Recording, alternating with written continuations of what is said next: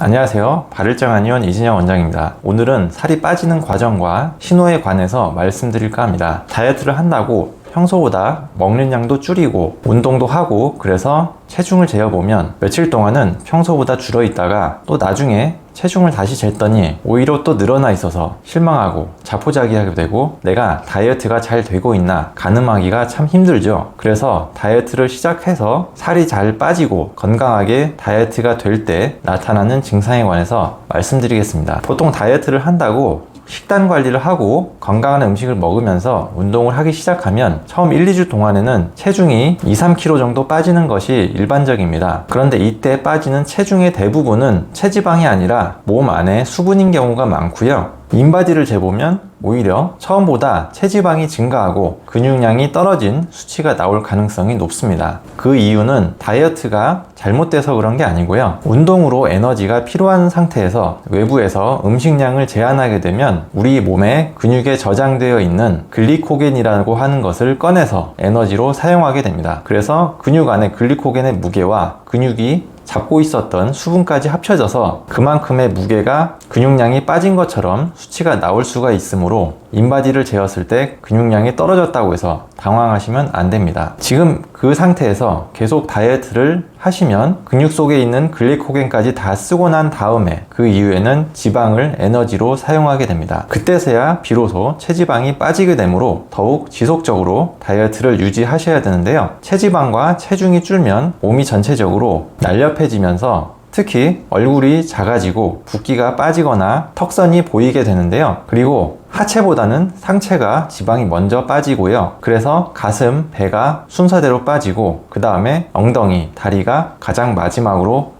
빠지는 게 순서입니다. 여기서 예외가 있는데요. 바로 내장지방입니다. 보통 일반적으로 지방이 축적되는 곳이 이 피부 밑에 피하지방인데요. 내장지방은 우리 남자 아저씨들 중에 올챙이처럼 배만 쑥 튀어나와 있으신 분들이 바로 내장지방입니다. 내장지방의 위치는 복부와 그 안에 들어있는 내장 사이에 끼는 지방이고요. 성인병과 대사증후군 그리고 중성지방 수치와 연관된 건강에 안 좋다라고 알려진 지방입니다. 그런데 다행히도 다이어트를 해서 지방이 빠질 때 피하지방보다는 내장지방이 더 빨리 빠지므로 나의 현재 복부 비만이 피하지방이 아니라 내장지방이신 분들은 다이어트를 잘만 하시면 내장지방을 빨리 뺄 수 있습니다. 두 번째로 다이어트를 하면 무기력함이나 피곤함 증상이 나타납니다. 어떻게 보면 평소보다 덜 먹고 운동도 해서 피곤하니까 당연히 그러겠지 하지만 이유를 좀 자세히 따져보면 평소에 다이어트를 하기 전에는 음식도 충분히 먹고 탄수화물을 충분히 섭취를 하고 있었기 때문에 우리 몸이 외부의 음식으로 에너지를 사용하는 것이 패턴인 상태에서 이제는 몸 안에 축적되어 있었던 지방을 에너지원으로 사용하게 몸이 바뀌어야 하기 때문에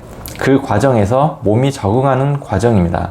마치 관성의 법칙처럼 우리 몸은 예전처럼 음식을 충분히 섭취해 달라고 요구를 하는데 그렇지 않게 되었기 때문에 우리 몸에서 배고프고 피곤하고 그런 신호를 보내는 상황이라고 생각하시면 되겠습니다. 그런데 여기서 이 허기진 증상을 극복하지 못하고 극단적인 경우에는 다이어트 이후에 폭식을 하고 또 다시 다이어트를 하고 이런 식으로 반복하게 되는 경우가 있는데요. 이러면 체중 또한 줄어들과 늘어남을 반복하게 되어서 결국 이것이 요요가 오기 때문에 오히려 처음보다 건강이 더 안 좋아지고 체지방이 늘어나는 결과를 초래할 수 있습니다. 그렇기 때문에 너무 목표를 정해서 극단적으로 다이어트를 하다가 요요가 오는 상황이 되시면 절대로 안 되고요. 느리더라도 꾸준히 건강한 식습관을 만들어 간다고 생각하면서 지속적인 방향으로 다이어트를 하셨으면 좋겠습니다. 그렇게 건강하게 다이어트와 운동이 지속적으로 쭉 되시다 보면 근육량이 올라가면서 기초 대사량이 유지가 된 상태에서 체지방과 몸무게만 줄어들 것입니다. 기초 대사량은 우리가 하루에 신체의 기능을 유지하는 데 필요한 칼로리를 말하는데요. 자동차로 따지면 배기량이라고 비유할 수 있습니다. 우리 자동차가 있는데 무게는 가벼운데 배기량이 크면 어떨까요? 밟으면 엄청 잘 나가겠죠? 우리 몸 또한 날렵하고 가벼운 고성능차 같은 몸이 되는 것입니다. 육체 활동을 할 때뿐만 아니라 평소에 일반적인 활동을 할 때도 활기차고 활력이 넘치고 컨디션이 평소보다 좋은 사람처럼 되시는 것입니다. 세 번째로는 살이 빠지면 허리와 목과 무릎 같은 곳에 통증이 줄어드는데요. 환자분들 중에 무릎 무릎 통증으로 오시는 분들 보면 최근에는 갑자기 살이 쪄서 무릎이 아프다라고 하시는 분들이 절반 정도는 되는 것 같습니다. 무릎 안 좋은 분들은 다이어트만 해도 상당 부분 무릎 통증이 없어질 거라고 생각하고요. 복부 비만이 심하면 복부의 무게 때문에 골반이 과하게 전만이 되어서 허리의 부하가 커져서 허리 디스크의 발병률이 높아지고요. 요추가 과전만 되면 자연스럽게 보상작용으로 경추는 라운드 숄더가 되어서 거북목 증후군을 초래합니다. 이렇게 체중만 줄여도 많은 통증이 좋아질 수가 있는 거죠. 네 번째로는 피부가 부드러워지고 탄력이 생기고 매끈해집니다. 체지방이 많을수록 피부는 울퉁불퉁해지거나 피부에서 콜라겐이 빠져나가서 탄력이 없어집니다. 이런 게 극단적인 것이 바로 셀룰라이트라고 하는데요. 피하 지방이 과다한 게 오래되면 지방의 체액과 노폐물이 결합되어서 발생하는 건데요. 그렇게 되면 피부의 표면이 오렌지 껍질처럼 울퉁불퉁하게 되어서 미관상 매우 좋지 않게 보입니다. 그 반면에 근육이 많아지고 지방이 적어지면 체지방이 빠지면서 그 부위에 지방으로 인해서 눌려있던 모세혈관들이 다시 원활하게 순환이 되어서 그 부위에 영양분과 산소의 공급이 원활해지면서 피부의 세포 대사가 활성화되고 부족했던 콜라겐도 다시 생성되어서 피부 탄력이 좋아집니다. 다섯 번째로는 식욕을 조절하는 능력이 올라가는데요. 운동을 하는 것만으로도 식욕 조절에 도움이 된다라고 알려져 있는데요. 운동 중에서도 특히 근력 운동은